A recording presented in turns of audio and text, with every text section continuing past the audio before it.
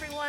I'm Leslie Martinez, and you're listening to your Joyful Order podcast. Each week, I will bring you joyful stories that will motivate and inspire you, and at the same time, bring order to your everyday life. Let's just say the show will be a mixture of preaching and teaching with a kick of motivation from your girl here. Welcome to your Joyful Order podcast. Hey, friend, welcome back to another episode. Today, we're going deeper into the talk about hormones. Hormones, health, and happiness, what every woman should know. If you didn't listen to part one, go back, episode number 108, part one. I do kind of like an introduction talking about a couple of things like symptoms of perimenopause, also how to advocate for yourself going into perimenopause, some things to expect while going through menopause, some of the challenges that I've been experiencing. And I'm going to be totally honest with y'all. I edited that podcast and I was like, what the heck? I was kind of all over the place, y'all. And I'm going to tell you why. When I recorded that podcast, it was PMS week, right? So my hormones were just in a decline. My hormone levels dropped. I did the editing of that podcast. I had so many brain fog moments during that episode where I had to edit it out because I lost track of where I was at. I lost track of even words that I was trying to get out and say. And I struggled through that episode. And as I went through it, I realized I'm like, I did not give them some of the most vital information that I think is so important. I did want to give you just a basic 101 on symptoms and some things that you can do to help you through perimenopause. But after listening to it, I'm like, I don't know that I really am going to make an impact for a woman who is really, really struggling. I wanted to wait until I have a doctor on. I have a doctor coming on next month to really get into the nitty-gritty. But I thought today I would spend a little bit more time giving you some more in-depth knowledge and wisdom of what I have learned. And again, this episode is strictly for information and entertainment purposes. I am not a certified doctor in any of this. I have gathered information from other doctors, from podcasts that I have watched, from books. I've put together information that I think is so vital for women that are going through perimenopause and menopause. Now, I'm going to be fully transparent this episode to y'all with challenges that I have had, my own doctor's appointment that I literally just had today, and also in telling you that I have a lot of notes for this. Normally, I kind of script an episode out and I go online and I do this whole fancy typing and everything. This episode is kind of raw. I am reading notes that I wrote down from watching a recent podcast episode with Dr. Mary Claire. And this is information, also knowledge and stuff that I'm going to tell you after my doctor's appointment today of things that I learned. And I'm choosing to record this episode doing a part 2 because everything is just fresh in my head right now. And I don't have that crazy brain fog that I had last week where I felt like I was all over the place. So if you listen to episode 108 and you were like, Leslie, get to the point, or she's all over the place, forgive me, y'all. That is perimenopause in true form right there. So we're just going to dive in and I'm going to give you just a crap load of information this episode, y'all. Now we're getting into the nitty gritty of it all. But I want to start first with just sharing with you some of the personal struggles that I have been having. So last episode, I did go through a breakdown of some of the symptoms that you can be experiencing while having perimenopause. And I did mention I had a ton of them, right? I didn't even count y'all the list, but I'm going to tell you the symptoms that I have been experiencing personally. Brain fog, loss of energy, weight gain, belly fat. That's where the weight gain has been. Itchy inner ear, tingling in my body, high cholesterol, asthma flare-ups, decreased strength, depression, rage, night sweats, increased anxiety, sleep disturbances, migraines, joint pain, ADHD-like symptoms, decreased libido, dry skin and hair, breast size increase, mood swings, electric shocks, bleeding gums, digestive issues, dry eyes, new allergies. Like, y'all, I've had new food allergies that have come up, and then change in body odor. So, I mean, when you want to talk about TMI, like, I'm being real with y'all.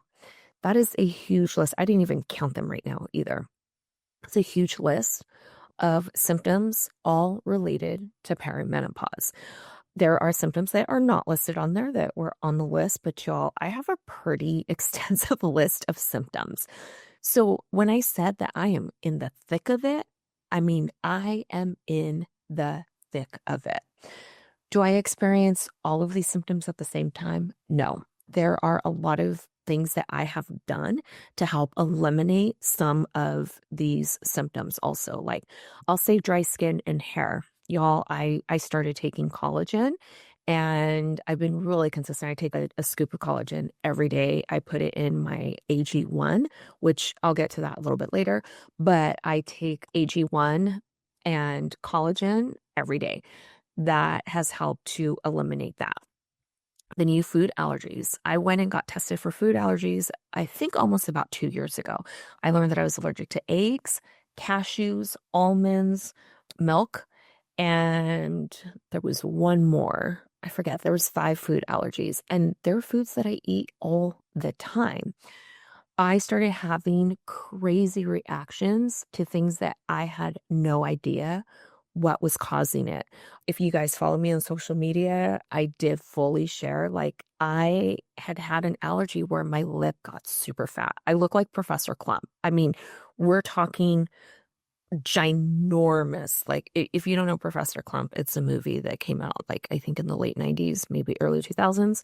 And his lip, like, y'all, just look at Professor Clump lip, okay?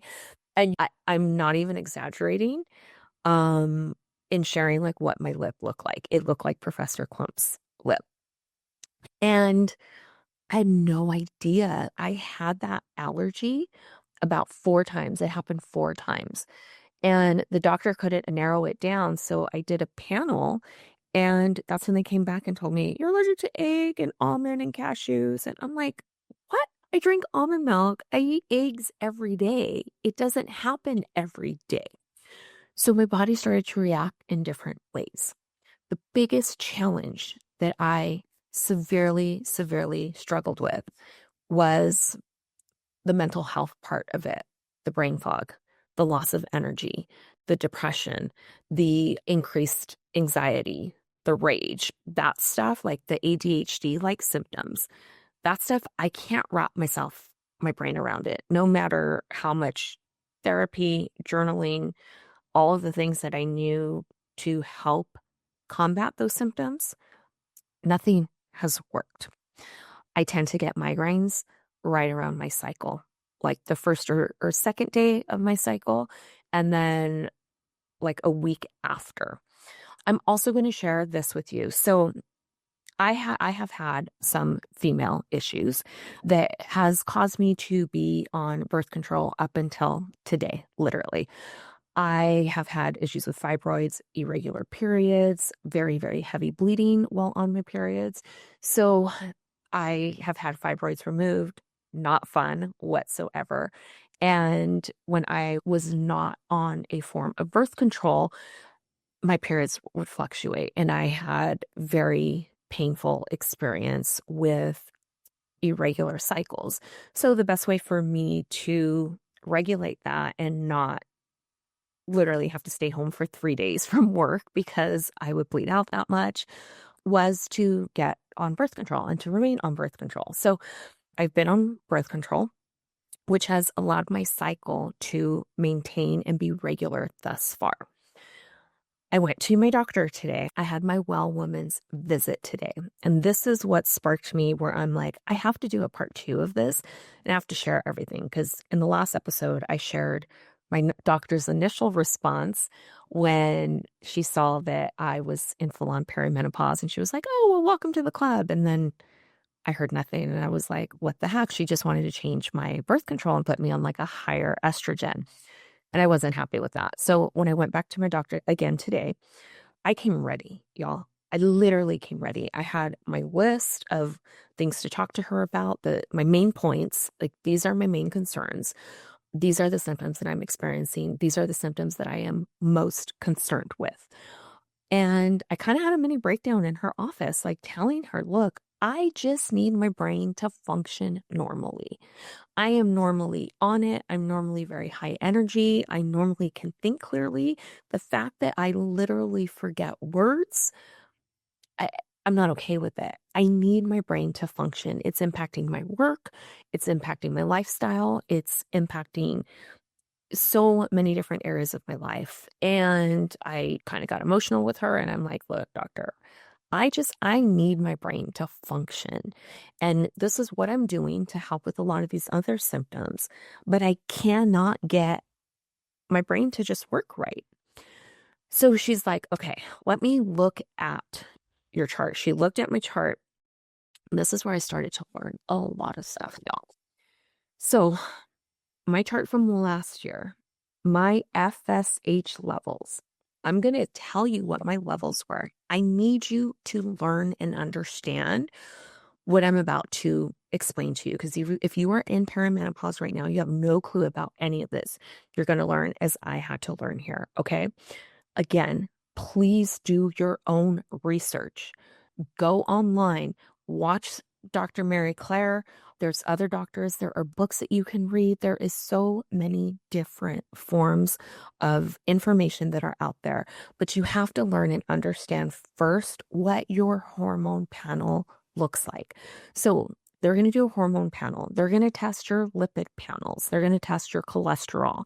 They're going to test your LDL, your triglycerides, your FSH, your estradiol, which is the estrogen, your TSH, your vitamin D. That they're going to do a glucose panel on you also. Uh, Lots of stuff. Like, I don't want to give you everything because this is just what my doctor did. This, from my understanding, this is kind of your average hormone panel when they are testing to see if you are in perimenopause/menopause. So your FSH, that is the hormone level that basically determines if you are in perimenopause or menopause, y'all.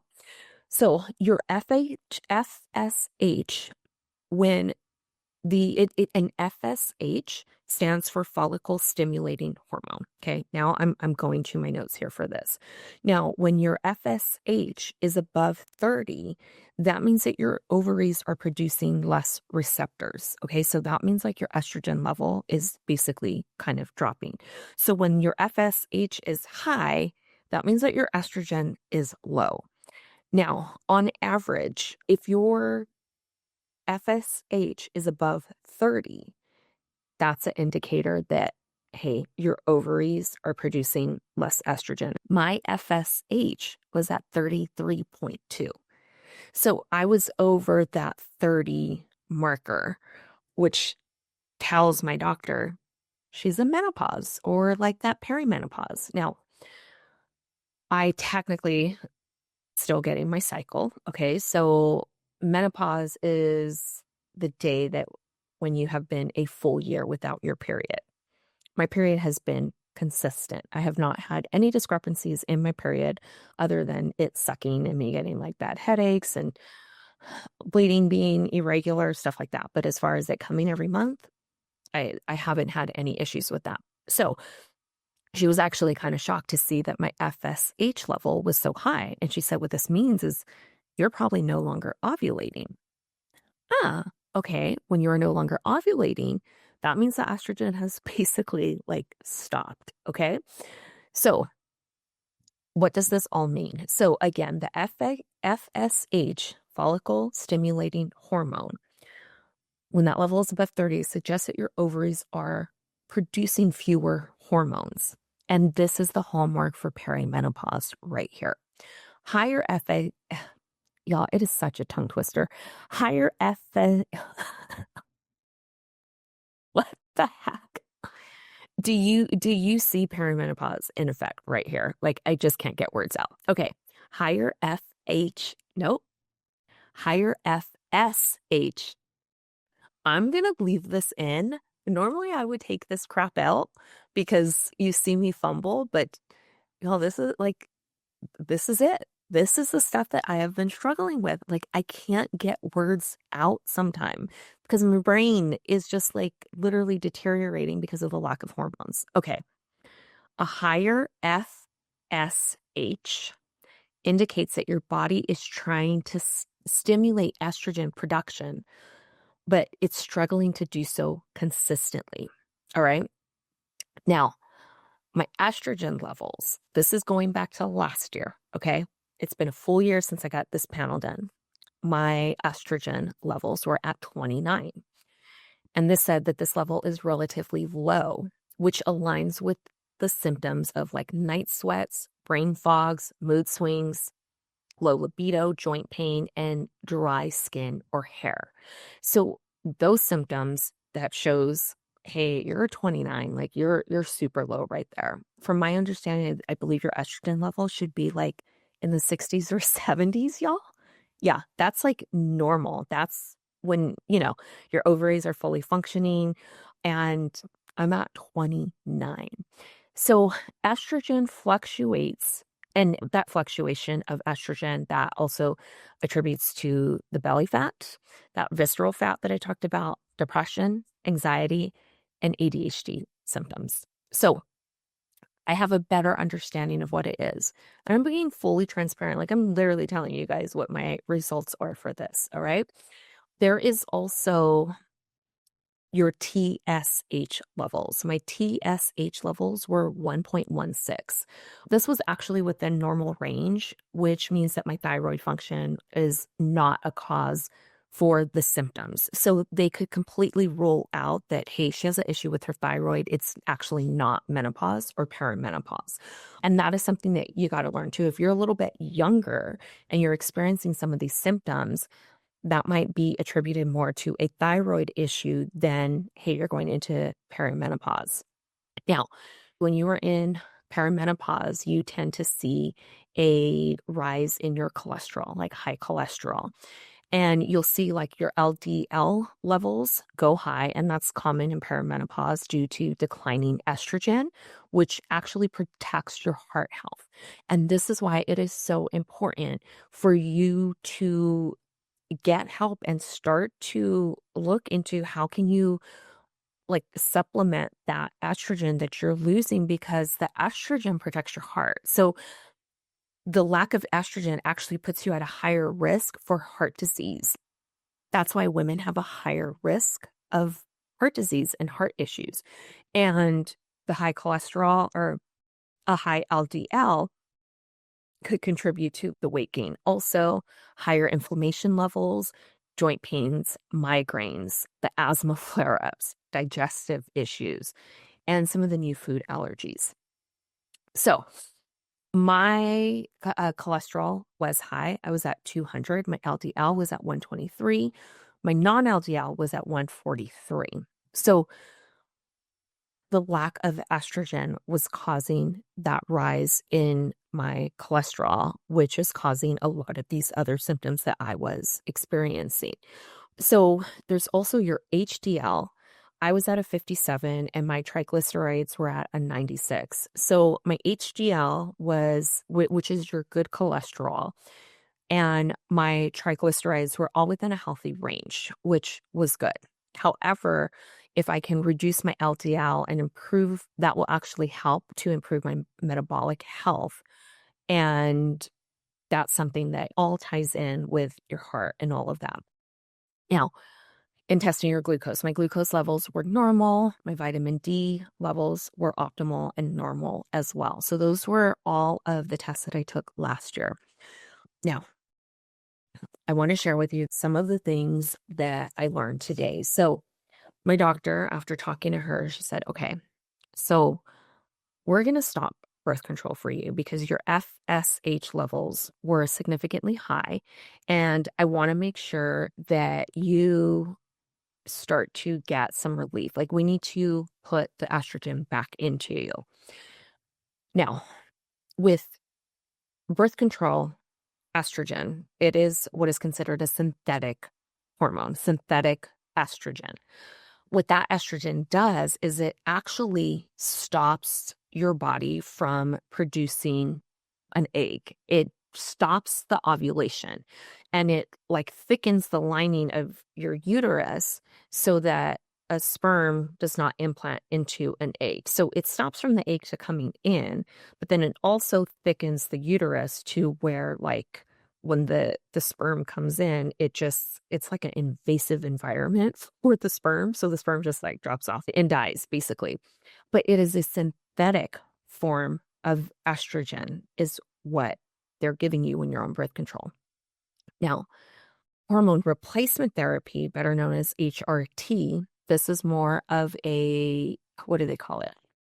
Biometric type of hormone where it's actually replacing the natural form of hormone that your body would naturally make. So hormone replacement therapy is actually far more beneficial than if I were to just stay on the pill. Being that my FSH levels were significantly high, that's where my doctor was able to say, hey, I think you're kind of getting to that full-on menopause stage. I think we're safe to stop. You will see some inconsistencies with your cycle, but that is just all part of menopause, right? So some of the things that I want to share with you, these are things that I've learned, things that I've known before, things that were like, oh yeah, I remember learning about that. Now, a woman will have all of her eggs at birth. You are born with, on average, like 1 to 2 million eggs. It's insane.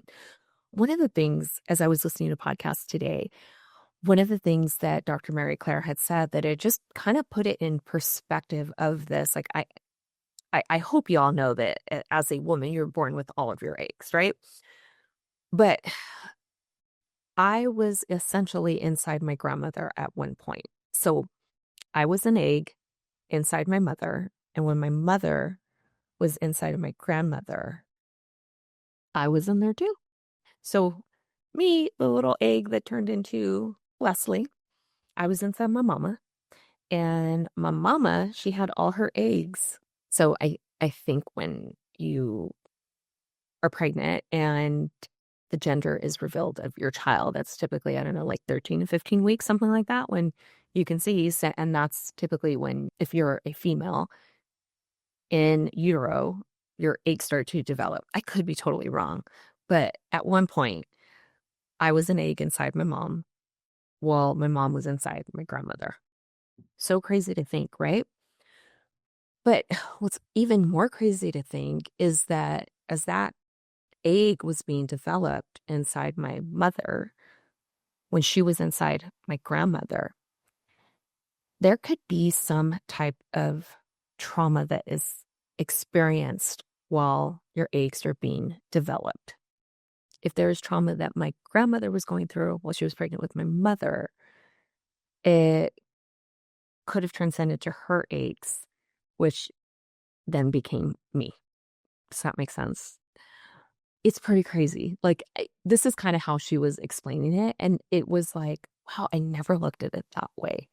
I literally was inside my grandmother at one point. And that goes the same for males, because males were inside their mother, which was inside their grandmother at one point. And it's just, I don't know, it was an aha moment. And I just wanted to share that with you because I thought it was a fun fact. But okay, talking about like the eggs that we have them all at birth, right? Now, ovulation actually begins with the brain. Our brain actually tells the ovary when to release an egg. So I'm going to read you guys my notes that I took. Okay, ovulation begins in the brain, not in the ovary. Our brain begins to realize that estrogen and progesterone is low, and the hypothalamus in our brain, that part of the brain, it signals our pituitary gland. And our pituitary gland, which produces your hormones, okay, it begins to produce that LH and FSH, those two hormones. So your pituitary gland, it signals your brain is like, hey, hypothalamus. It talks to the pituitary gland. It tells the pituitary gland, hey, yo, get to work. You got to start producing these hormones because It's a little low down there. So then it starts to produce the hormones. It starts to produce the LH and the FSH. And these two hormones, they go down to the ovaries, and that's what triggers ovulation. All right. Now, estrogen peaks at ovulation. That's why women who like are trying to get pregnant, they are tracking their estrogen because as soon as it peaks, it's like, hey, I'm ovulating. Let's get busy, right? That's women who are tracking and trying to get pregnant.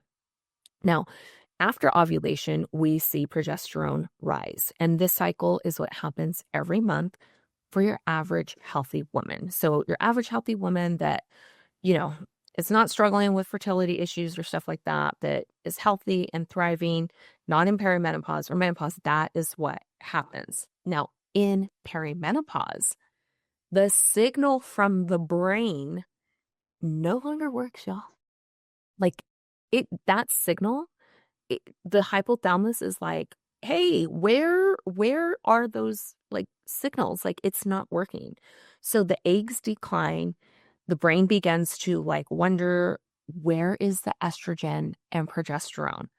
They're not there. So your brain begins to send more of it so that there's a rise in the LH and the FSH. And it causes like a delayed ovulation, and then it causes like high estradiol. It's just madness going on in her brain and with her hormones, y'all. Now, again, that FSH is that follicle stimulating hormone. So, this is what is going on in our brain with our hormones during perimenopause. Some of you are probably listening right now and you're like, what the bleep? Because you're going through it, right? As I have started to learn about this, I've been writing it down, like creating charts.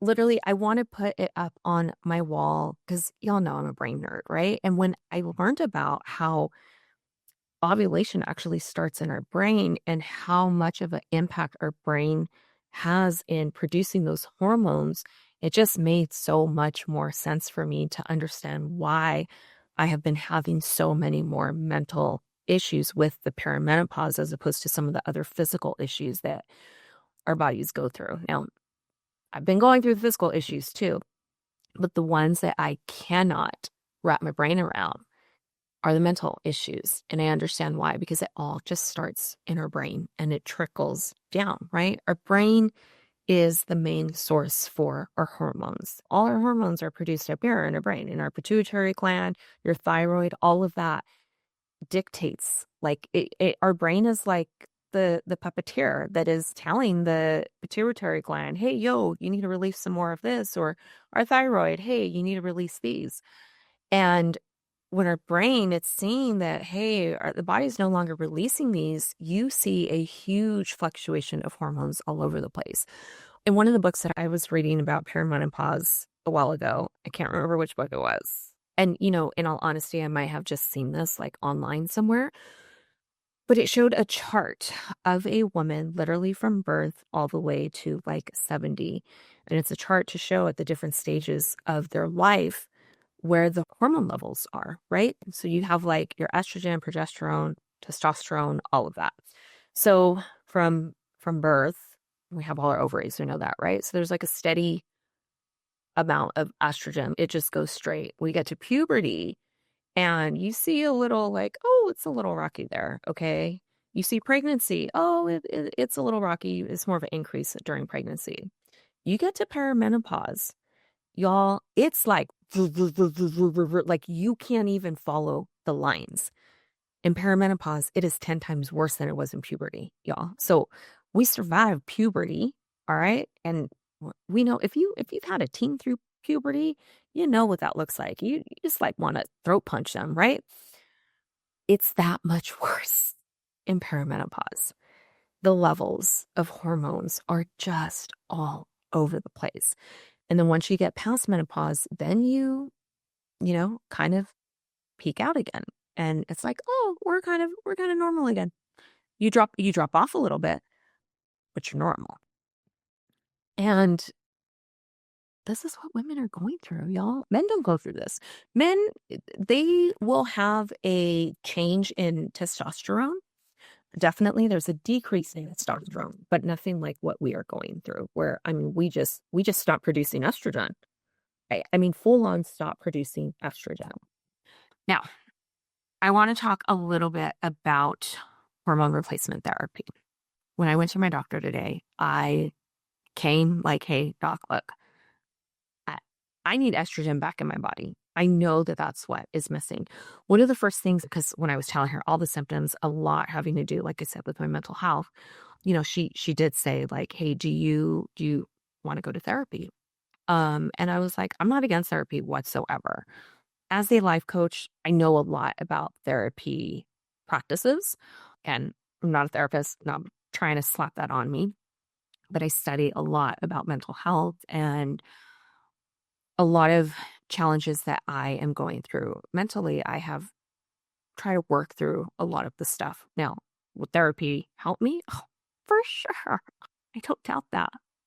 But that's not going to solve the major issue of I need estrogen back in my body, and a therapist can't do that.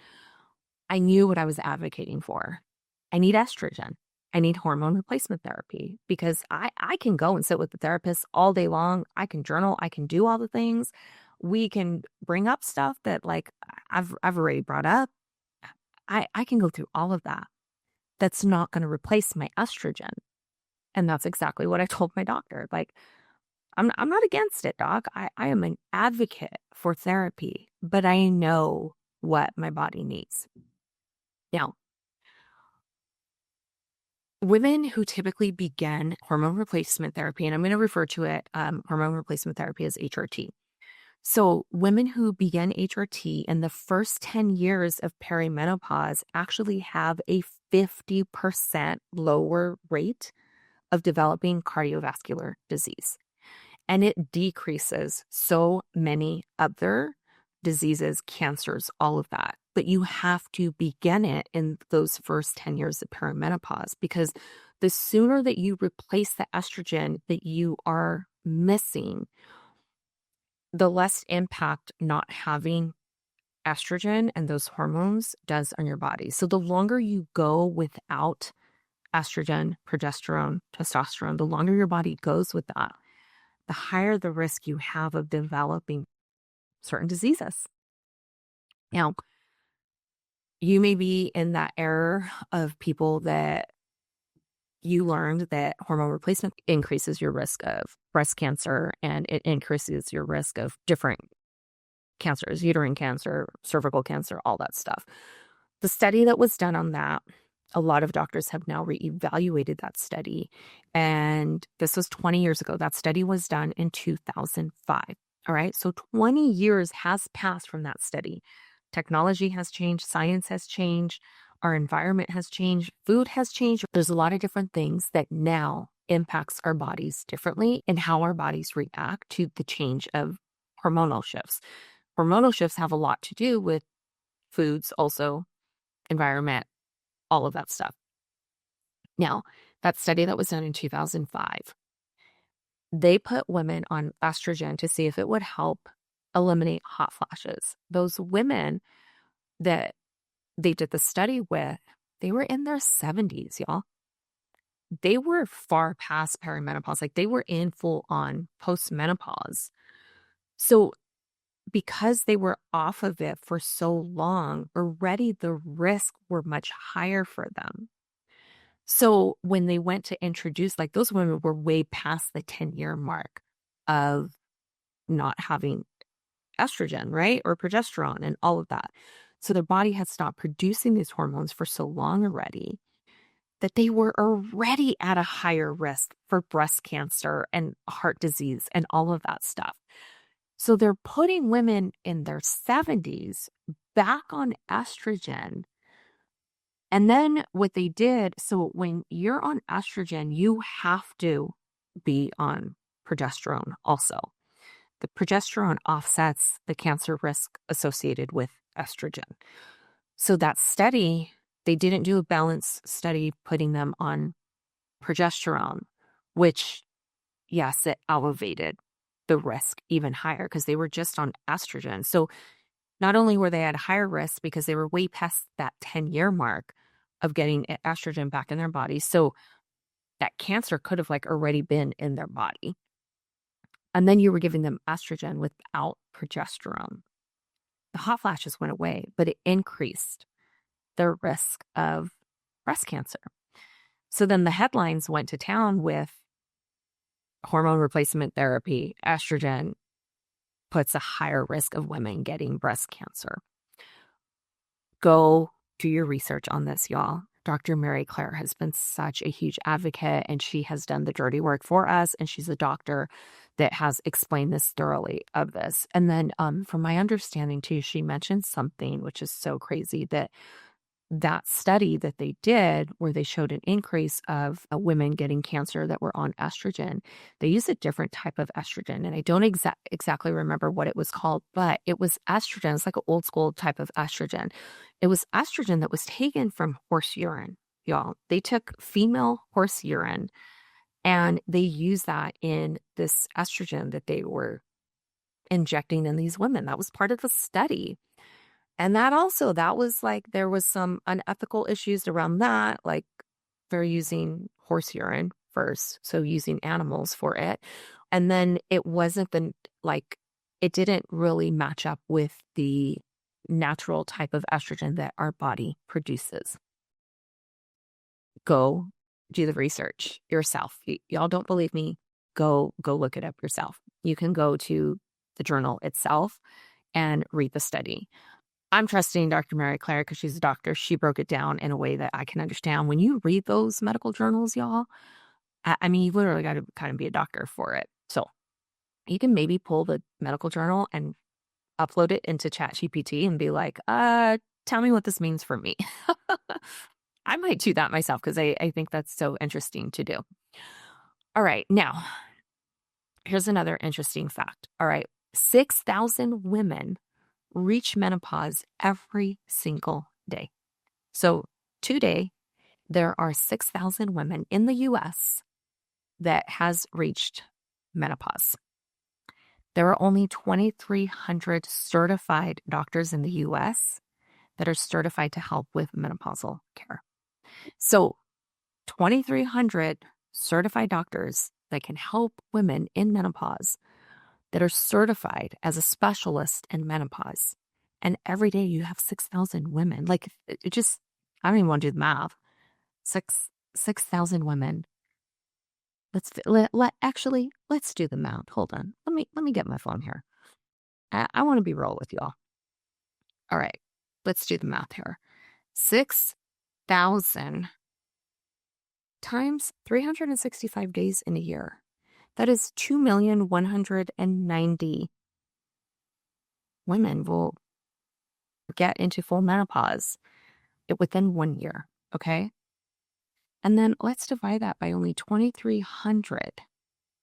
That is like on average 1,000 patients for the certified. That's insane, y'all. More doctors need to be certified in this. So Dr. Mary Claire did share, you can go to menopause.org. And there is a list of doctors who actually have passed the certification test for menopausal care. So if you are looking for one of these doctors in your area that is certified in menopausal care, go to menopause.org. Go there, look for the referral. I think you can kind of break it down based in your area. All right. So we're going to keep kind of going on to talking about more of this hormone replacement therapy, HRT. Now, I went to my doctor today, and like I said, I need to get estrogen back in my body. So she told me, okay, you're going to stop taking your birth control as of today. I'm going to prescribe you an estrogen patch and some progesterone. My estrogen patch, as prescribed, I have to change it out twice a week. And the progesterone, I am going to take 14 days out of the month. And the progesterone, again, helps to offset the estrogen and lowers the risk of the estrogen causing any type of cancer in me.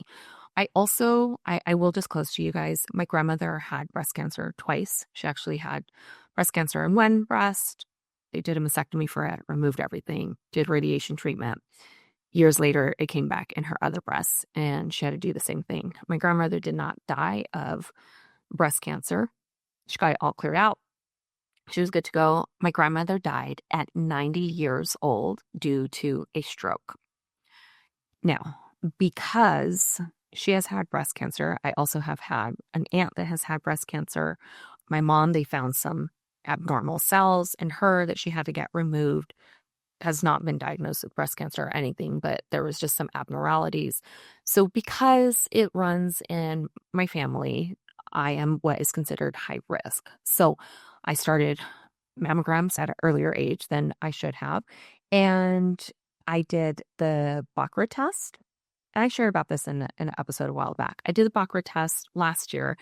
And the BACRA is the gene that actually you can get tested for to see if you carry the gene to get breast cancer or cervical cancer and pancreatic cancer. That gene is related to those three. Oh, and I also had an uncle who actually died of pancreatic cancer, and that's on my grandmother's side that had breast cancer. So it definitely runs in that side of my family, that BACRA gene.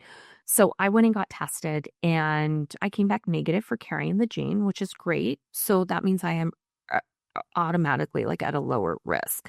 It tells me, hey, you don't carry that gene.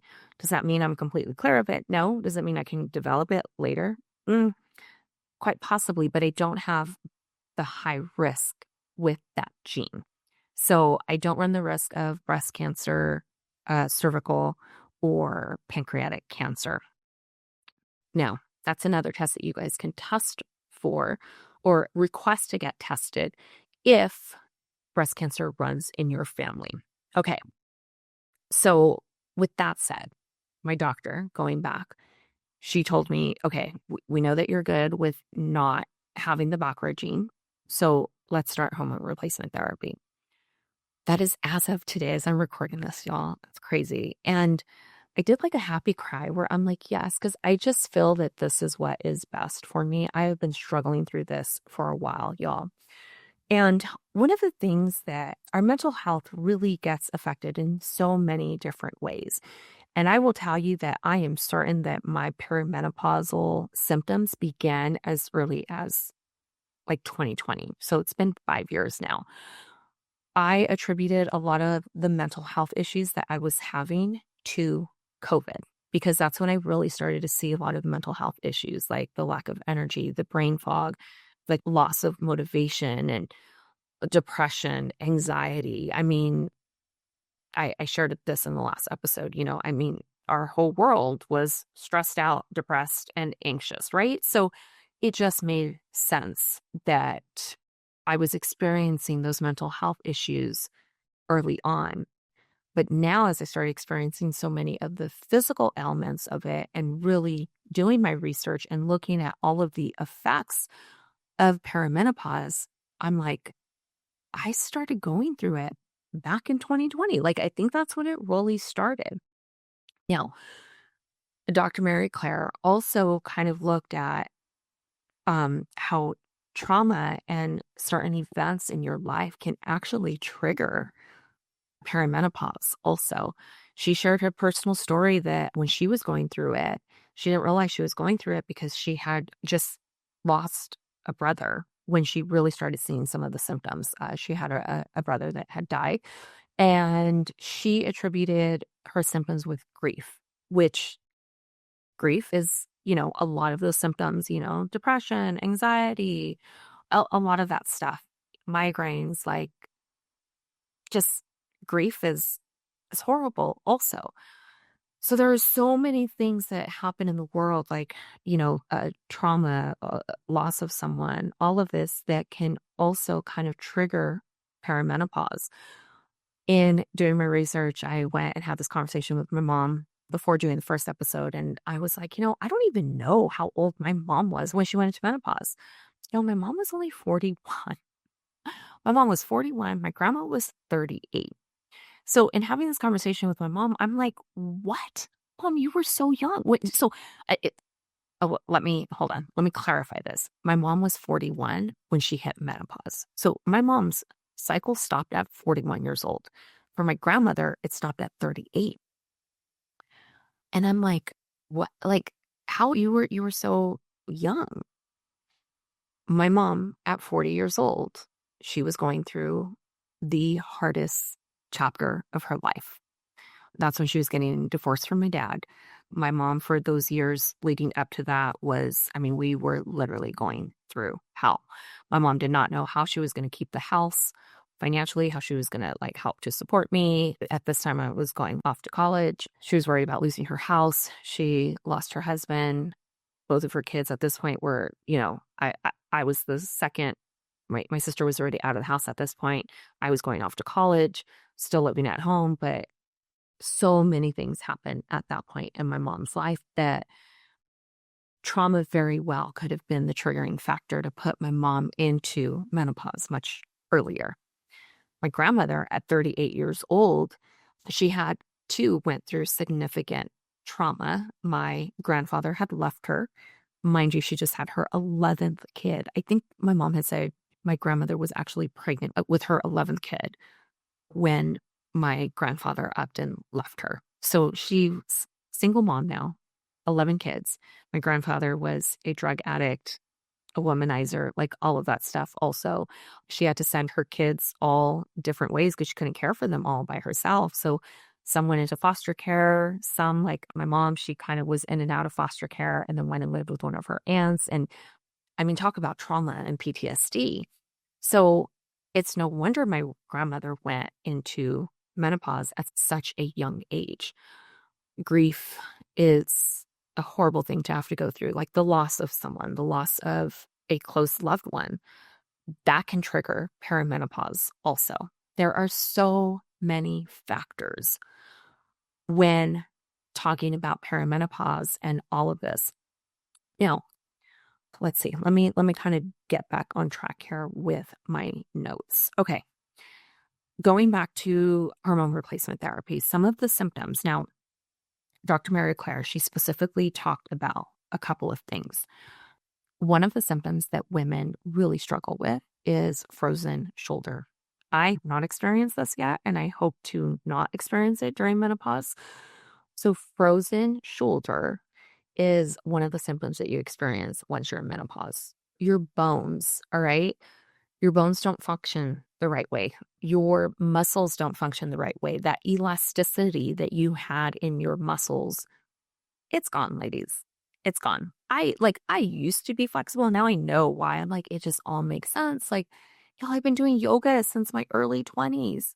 For the most part, I used to be pretty flexible. And now I struggle to get in downward dog position. If you do yoga, it aches and pains me. And I'm like, I can't touch my toes as easily anymore. Where before I just go down, touch my toes. It's not even a big deal.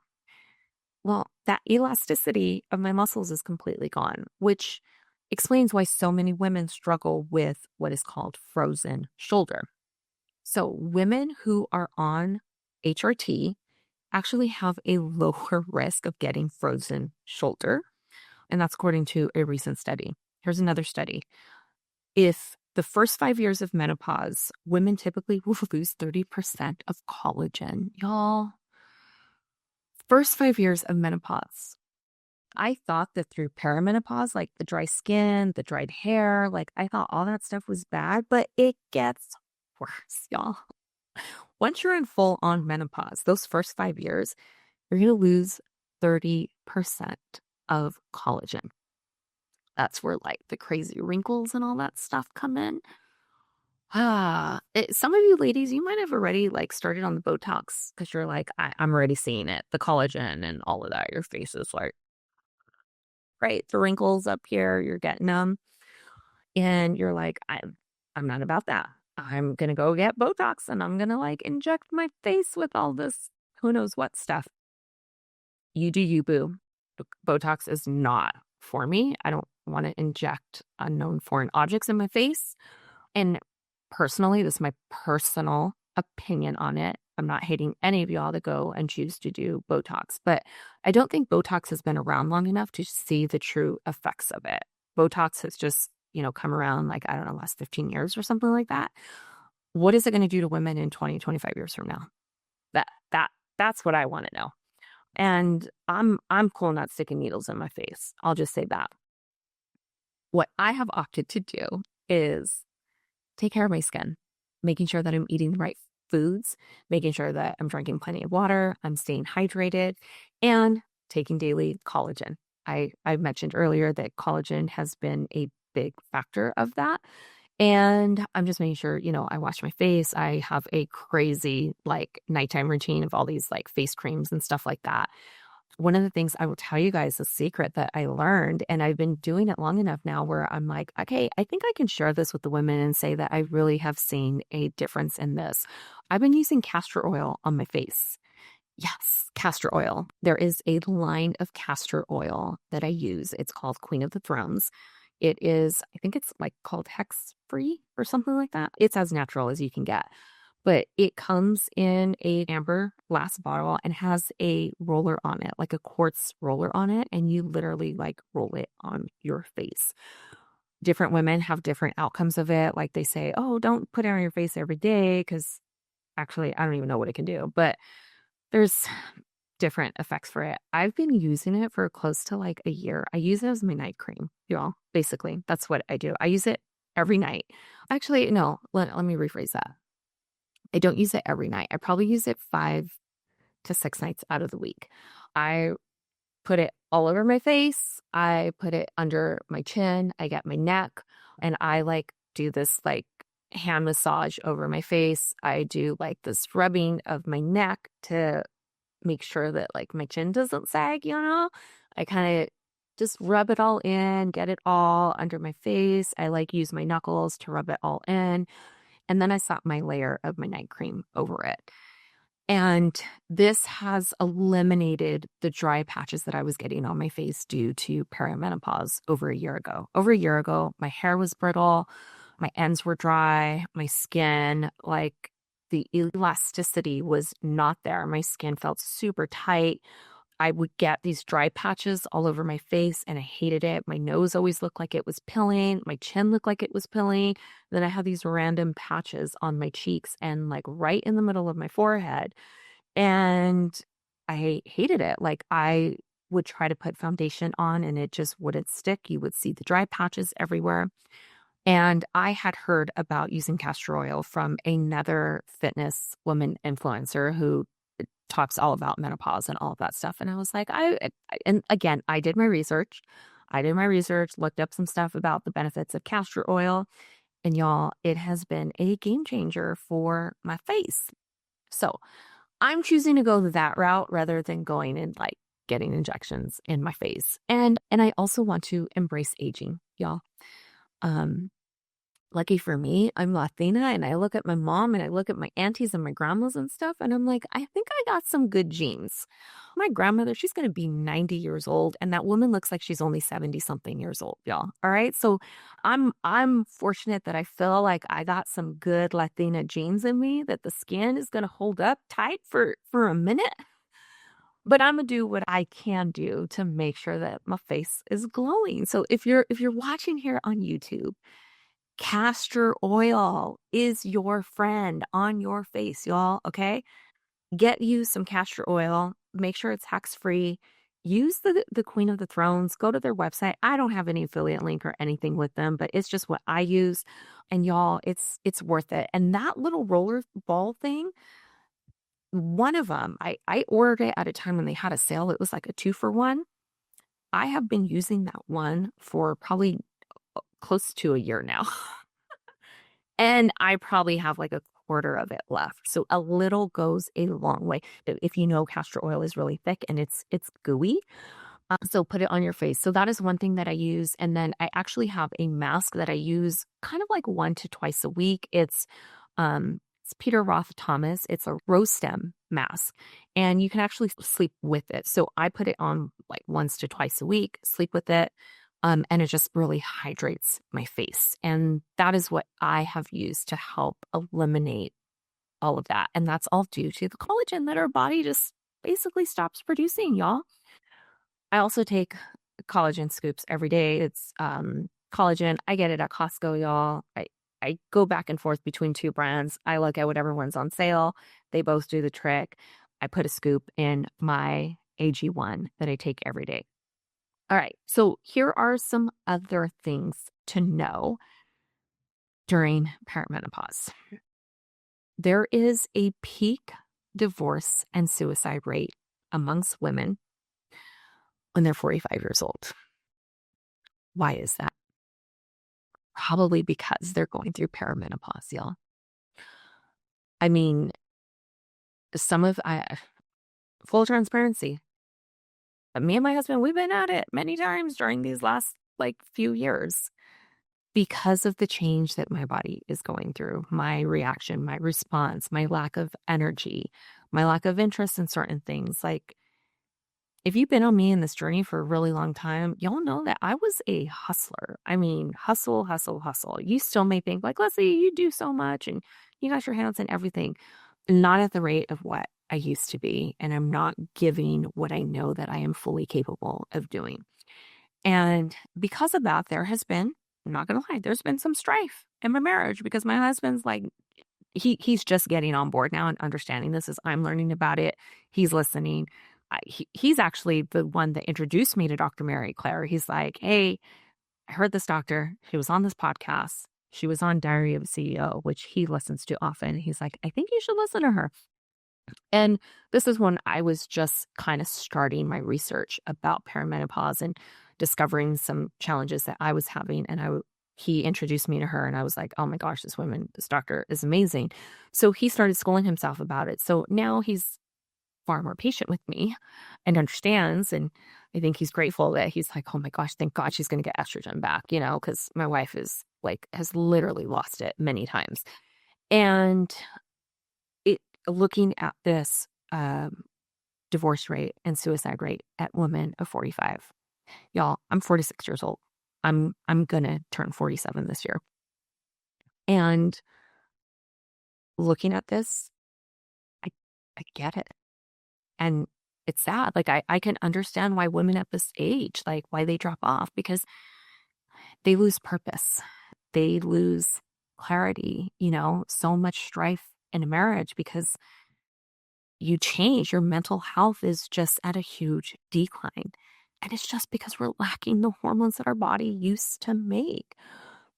I have not thought of either of these, divorce or suicide. I will tell you that. A lot of it has to do because of my faith in God. I stand firm that through thick and thin, till death do we part, we're going to figure it out. We're going to figure it out. We just have to push through this hard season right now. Never thought of taking my life ever. But for the women that do not have faith, that do not know Jesus, that don't know the Bible and know that there is something past the struggle, I can see why divorce and suicide is so high during this time in a woman's life. Makes sense, right? And you can be sitting on the other side of this and saying hey, I got divorced at 45, 46, 47 years old. My thoughts, I've had that thought of just ending it. And I want to tell you, if you're in the thick of it right now and any of that has come up, divorce, suicide, if you've considered it, if you've thought of it, if you think of this as a way out, there is hope on the other side.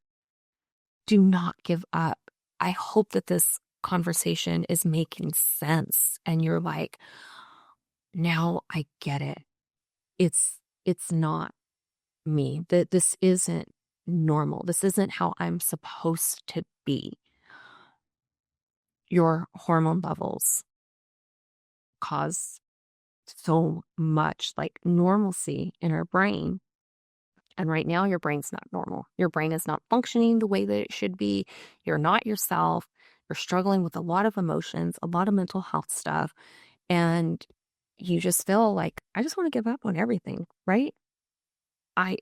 There's part of me, I've never once said I want to give up on my marriage or my life. But there's a lot of I want to give up the podcast. I want to give up what I think God is calling me to do because I'm just not cut out for it. I just want to sleep. I just want to sleep. That's where I've been at many times. And showing up on social media where I feel like, do I have to show up on social media again? And that's where my people are. I'm showing up for you. You know how many times I've wanted to end this podcast, y'all, because I'm like, nobody's listening. Nobody cares. Nobody wants to hear me. And then I start feeling sorry for myself, right? But again, but I need to be obedient to what God called me to do. But I am wonderfully and fearfully made. But I need to press on towards the goal and win the prize, which God has called me to. For the spirit God gave us does not make us timid. It gives us power. It gives us love. It gives us self-discipline, right? No weapon formed against me shall prosper. So these are all the things that I have to remind myself that I literally have a lot of these verses up here. That's what's keeping me sane, y'all, right now. God's word is keeping me sane through all of this. So all of these mental struggles that women are going through during this time, that's why when they go to the doctor and they start giving a lot of the symptoms, I'm depressed, I'm anxious, brain fog, lack of energy, lack of interest, all this stuff, immediately mental health, depression, anxiety. Let me refer you to a therapist. Let's, send you off. Yeah.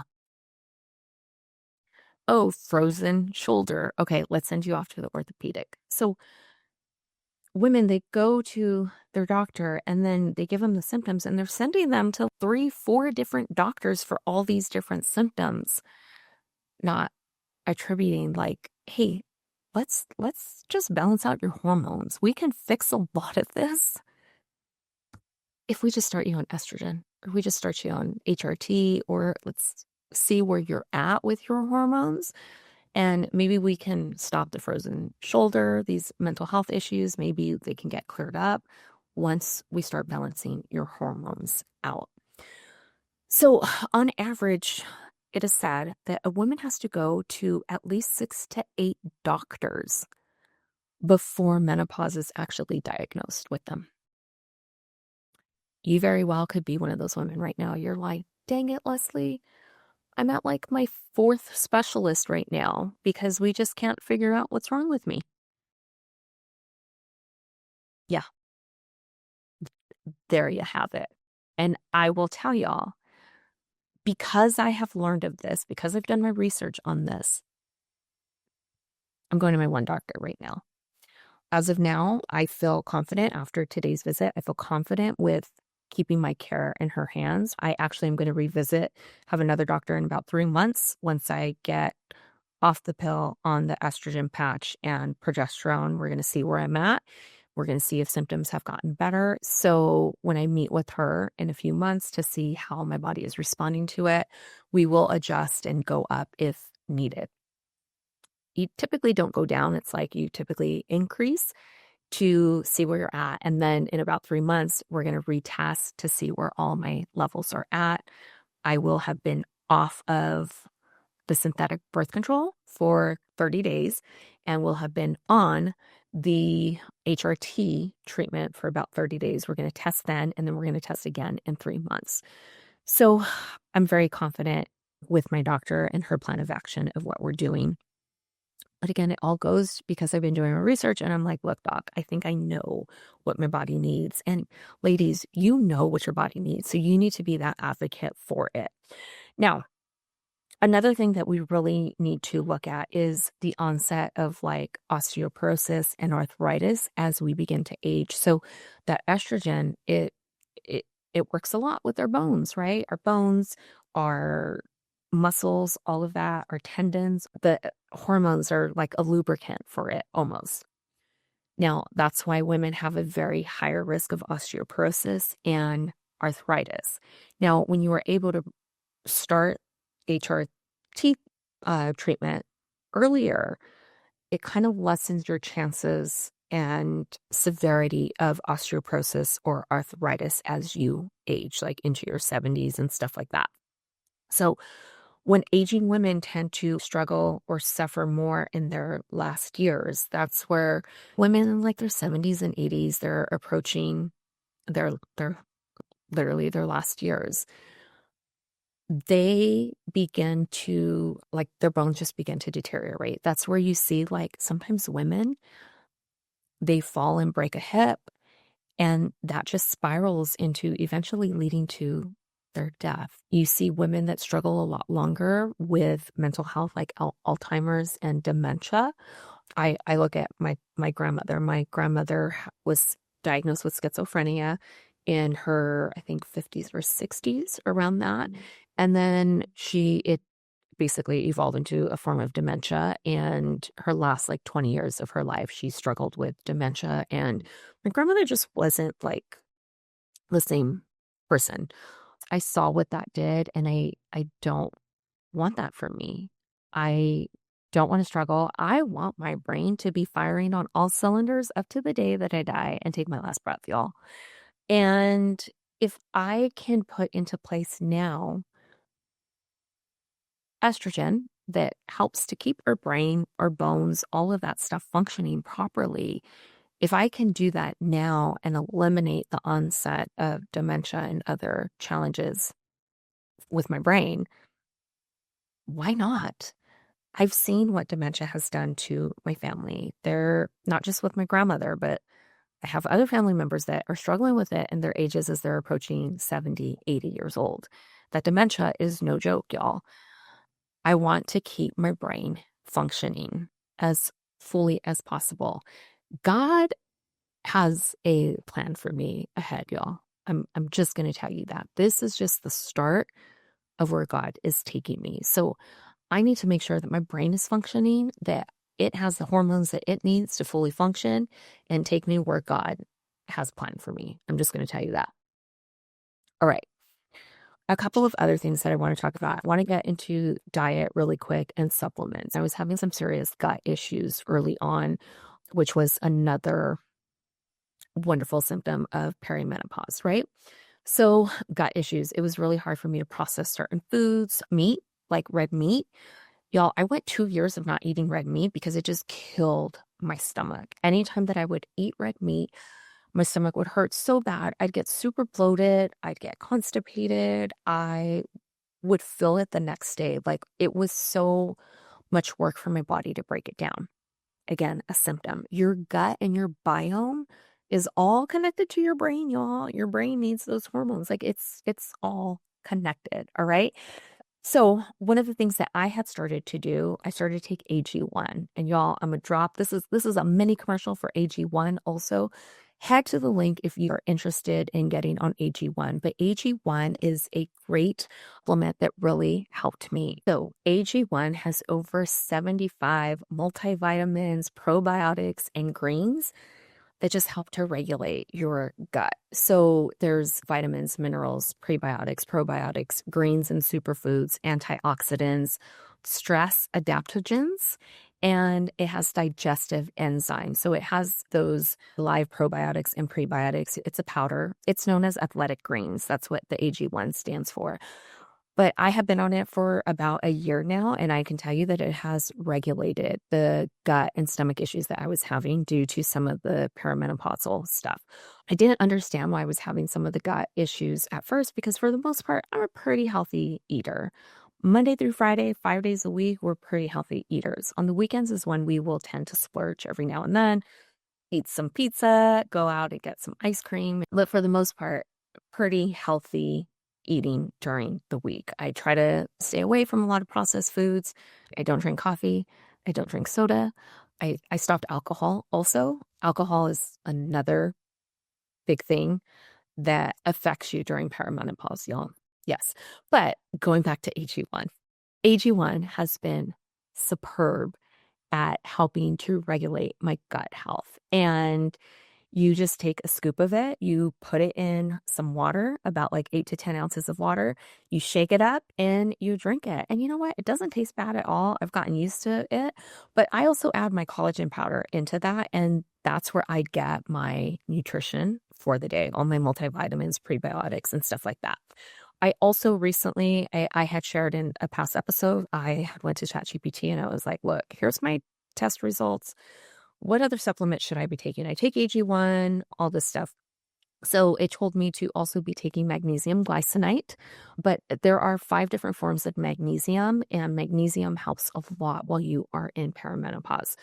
Figure out which one you need, and it's all based on your test results. Macaroot is another supplement that you can take. And then there's another supplement called DIH, which actually helps with the estrogen. And I've been taking those for about the last 30 days, and I haven't seen a big change, but typically it takes about 60 to 90 days to see results. Within the next 60 to 90 days, I'll be on the hormone replacement therapy. So we're going to just kind of see all of that. So I'm being fully transparent on a lot of stuff. I talked to you about eating a high protein diet. That's also important. Strength training is huge.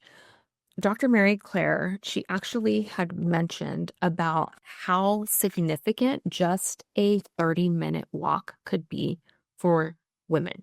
It actually decreases diabetes by 50%. And diabetes, you're at a higher risk once you've gotten into menopause because of those glucose levels and all of that stuff. So a lot of women that are post-menopause, after, you've stopped your period, after that, they're at a higher risk of diabetes. But if you just walk for 30 minutes a day, throw on a weighted vest to help with that strength resistance, it decreases diabetes by 50%, y'all. Like, this is simple stuff that you just have to learn.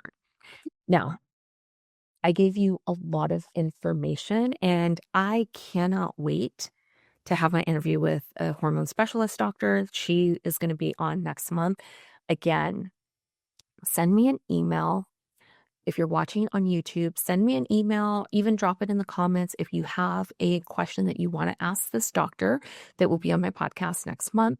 If you are listening through iTunes or Spotify, there is a text me feature in the show notes. Just hit text me and you can say, Leslie, this is my question for the hormone doctor.